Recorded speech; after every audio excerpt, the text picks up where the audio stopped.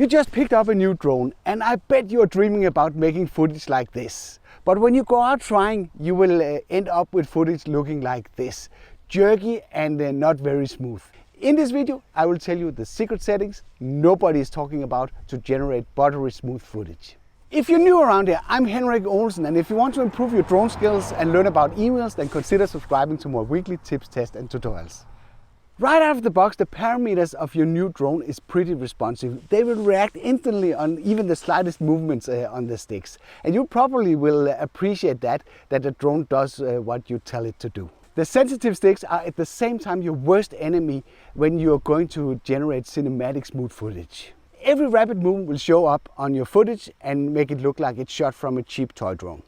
So why don't I just use quick shots, you would probably say. And you could do that if you want to do something quick and dirty. But there are certain moves that you would benefit from learning flying manually that will help you create a lot better footage, not depending on the automated flight modes of your drone. And with the DJI drone, we are pretty lucky. There are settings made available that will allow you to change the sensitivity of the sticks. These settings are called Expo or EXP, and that will take your linear response and make it unlinear, making the controls around the center less sensitive. And this is exactly what we want, making the sticks less sensitive around the center, leaving us more in control. Let me show you where you can find these settings under the three dots in the upper right corner. What you do is you select the aircraft and then you scroll all the way to the bottom. Down here you have advanced settings. Under here you have the Expo setting, and if you press that one, and under here you get access to the Expo settings for the aircraft. Here you have three charts.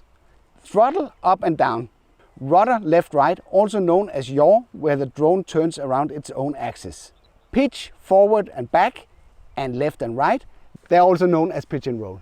If we set all of them down to 0.1, like that, you would see that the curve is changing significantly, being flat around the center. And this means if we use the yaw as an example, where the rudder is left-right, that when I move the stick around the center, the response will be limited, but it will be stronger when I move the stick towards the outer positions.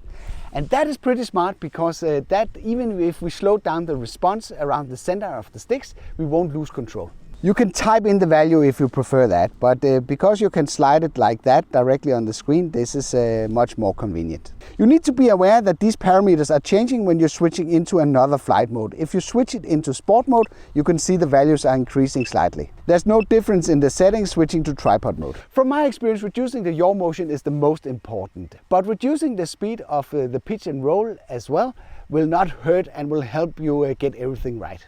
What if this is not enough for the yaw motion and you need to limit it even more? You could do that from the sensitivity menu, and from here you have the following options. Attitude, how fast the drone reacts to stick inputs. Brake, how hard the drone will stop when you let go of the sticks. Yaw movement limit, that limits the endpoints of the right and left rotation, meaning shortening the S-curve from the Expo menu. Knowing settings like these will allow you to pull off shots like this without relying on quick shots. If you want to put the parameters down to 0.1, that's up to your personal preference. I can't give you the exact number what would work for you, but I will highly encourage you to go out and play around with the parameters and see what gives you the best result. You have the option of using some of the flight modes that comes with the drone, like tripod mode, or even the cinema mode, and that the drone basically takes advantage of adjusting these parameters for you. But if you want your own custom setup, you should try and go and adjust these parameters individually and see what works out best for you. And I'm pretty sure you will find this useful. All of this works pretty nice, you will find out, as long as you don't touch the gimbal dial. That one right out of the box is too responsive as well. If you want to know how to adjust that to get smooth gimbal motions, I made a video about this, and you can access this video through this card or in the description below in case it doesn't show up here. I hope you liked this video. If you did, then give it a like. If you didn't like it, then feel free to press the dislike button twice. Thank you for watching, and I'll be back. I wanted to do that for a while.